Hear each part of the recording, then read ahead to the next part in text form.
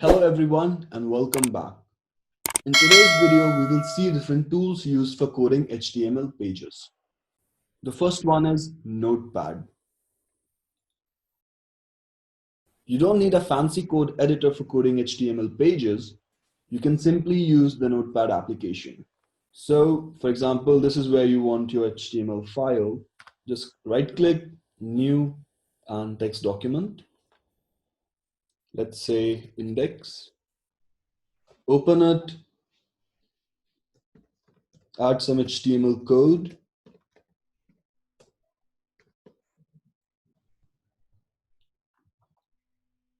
So once you're done with the coding, just save the file as HTML. So file, save as, and all files, index.html.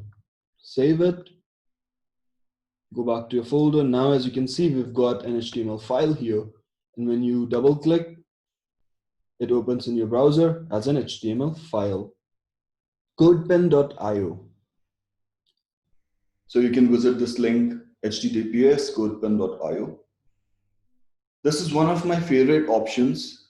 I just love it because it makes sharing code super simple with you guys. So first, you got to sign up. It's free, so just click on this button.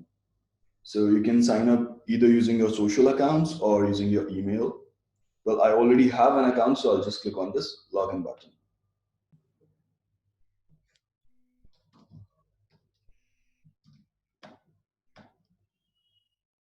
So once you log in, this is how it looks. Now to write some code, just click on this pen and it provides you with this editor by default.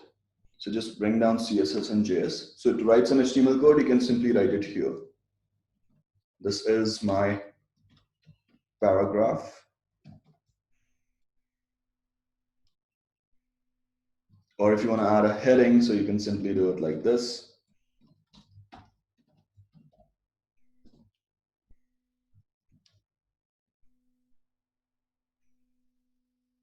That's it, guys.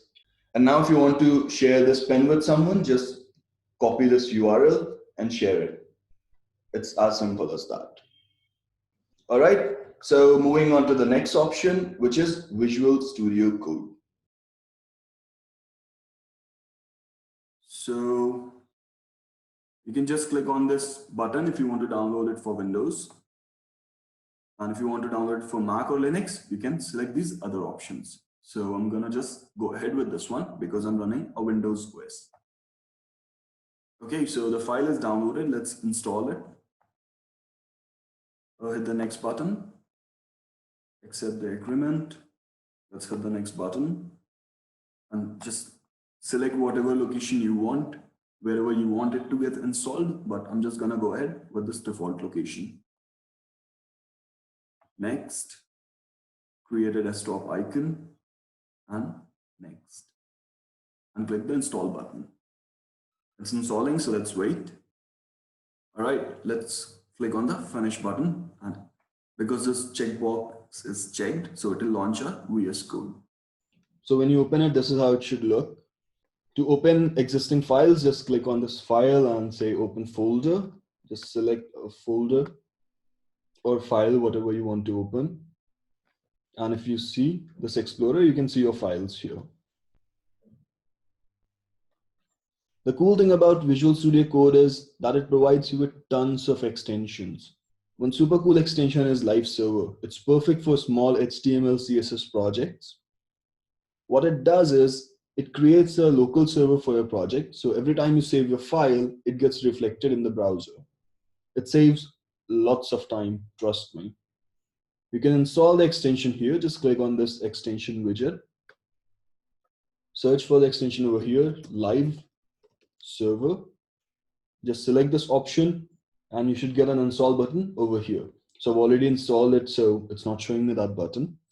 So once you've installed it, just open any HTML file, right click and select open with Live Server. So as you can see, it's running a local server here and our file is open. So for example, let's just bring this up. Say you were to add another paragraph, just save it and automatically it gets reflected in the browser. As simple as that. So guys, that's all for Visual Studio Code. There are many more options available out there. If you don't like these editors that we discussed in the video, then drop a comment below and I will suggest something else for you. Hope you're ready for lots of HTML coding. See you in the next video. Bye and take care.